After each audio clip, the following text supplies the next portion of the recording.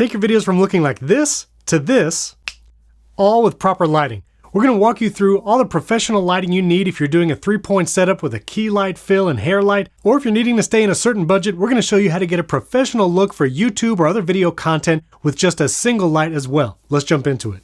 First, I want to show you what a key light does. Right now, I only have one light on in my studio. I've turned off my ceiling fan light, which was giving me that harsh down light. The only light on right now is an Amaran 200X with an Aputure Light Dome 2. That kind of light costs around $300 to $400, but it provides a large and even soft light. That light dome makes the light soft along my face, adds some contrast, and if all you have is a key light, that one light will do the trick. But as you can see, the background is a lot darker and not as fun to look at, and I'm missing some light here on my face and in the back of my head. The two additional lights, if you can have a 3-point lighting setup, you'll want a fill light, which is off to the side, and a hair light, which is usually behind your subject, pointing backwards. I'll turn them on one by one so you can see. I've now added the fill light, which you can see has lit my face a little bit over here. Now again, you don't need a fill light if you have a good enough key light, because you could have some dark here if you want the shadows on your side of the face, but you can adjust the fill light, get it just bright enough to fill in some of that, still have some contrast so it's not just like a perfectly even light across the face. Now one of the key parts in lighting is making sure your color temperature is accurate and even across all of your lights. I actually run about 4400 in my color temperature settings across all my lights, and then I've made sure I've white balanced my camera properly. I leave it on manual white balance, and I match the color temperature at 4400 to those lights. Make sure at least the white balance in your camera matches the white balance on your lights if you can adjust that. My fill light is actually the Elgato Key Light Air. You can adjust the color temperature and brightness remotely, which is really nice, and it's about $130. Now I'm going to turn on one other light to complete my 3-point lighting setup, and that's the hair light. It's another Elgato Key Light Air. It's actually behind me, pointed downwards, but you can see the difference from this to this. And as you can see, it's just making a slight difference, especially here on the top of my head and hair. That's why it's called a hair light, but it adds a little dimension and separates me from the background or the backdrop. Now in addition to those 3 main lights you would want in your pro lighting setup, you'd probably want some color lights or accent lights behind you. A single accent light might be like the Eve flare behind me. I'll turn that on now. Now that could be a small lamp or bulb, but just having a little light behind the subject adds more visual interest. Now I'll turn on all the lights that are actually pointed towards the backdrop, but now you have a pleasing look both here on the subject and in the background.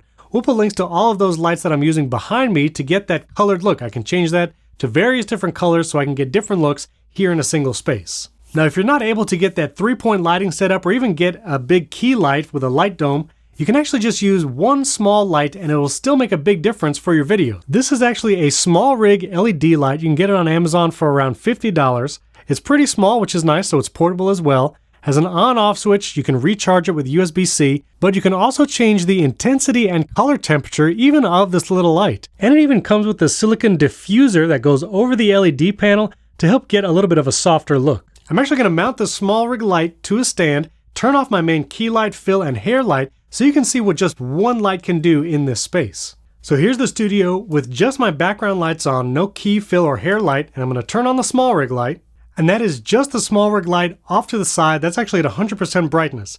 Now obviously it is not as bright as all the other lights, but if I pair this with the ceiling light that I had on before that was pretty unbecoming, I'm starting to get a decent look with the lighting.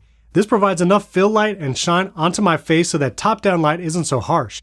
Now if you're in a room with a window, you can open that a little bit, try to get some more light in, and that'll provide an even better look. Maybe throw a sheet over the window to diffuse the sunlight, but this is getting to a pretty good spot. Now one of the mistakes people make when they start with their pro lighting setup is the angle of the light. The SmallRig light right now is right about eye level, and as you can see if you wear glasses, there's a reflection right in my glasses. There would also be a reflection in the subject's eye if you were recording without glasses. So what you want to do is actually move the light upward and then angle it down at about a 45-degree angle. If I go back to my 3-point lighting setup here, my key light, that Amaran 200X, is actually raised above my head, pointed downwards at a 45-degree angle, and as you can see, most of the time you did not see any reflection in my glasses.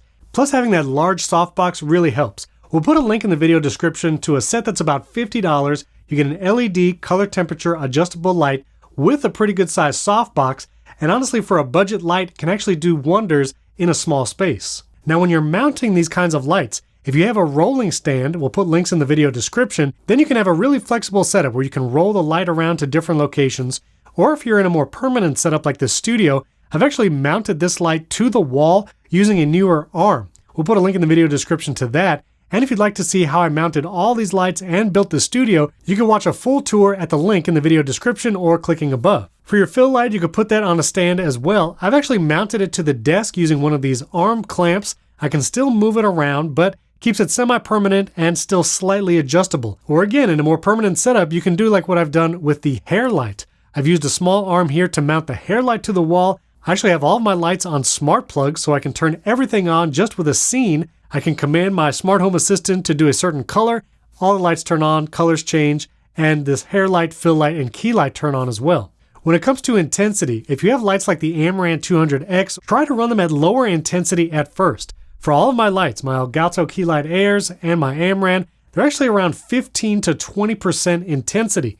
Too harsh and it'll start creating hard lines on my face. You won't have that nice contour. So try lower intensities first and then setting your camera ISO or aperture to adjust to those lights. And when it comes to color temperature, like I said, just make sure all your lights are the same temperature and you match that white balance manually with your camera. I wouldn't recommend leaving your camera on auto white balance because any slight change in the frame or if you move around, it could try to readjust white balance and then you'll get weird color fluctuations in your recording. And as a last resort, if you really just can't figure out the lighting inside your home or studio, try shooting outside.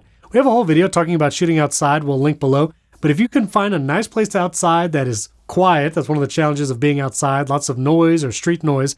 But if you can find a place maybe with even shade or if it's a cloudy day, that actually provides really great even lighting on your face. But we want to hear, what are your biggest challenges when it comes to lighting and how can we help solve those challenges? Leave a comment below. Let us know what you're trying to build or what problem you're trying to solve. We'd love to help, recommend equipment, and of course, subscribe to the Riverside YouTube channel because we have lots of content on how to build a video podcast setup with cameras, lights, and audio, the best USB mics, maybe for traveling, and a ton more. Thanks for tuning in. We'll catch you in the next video.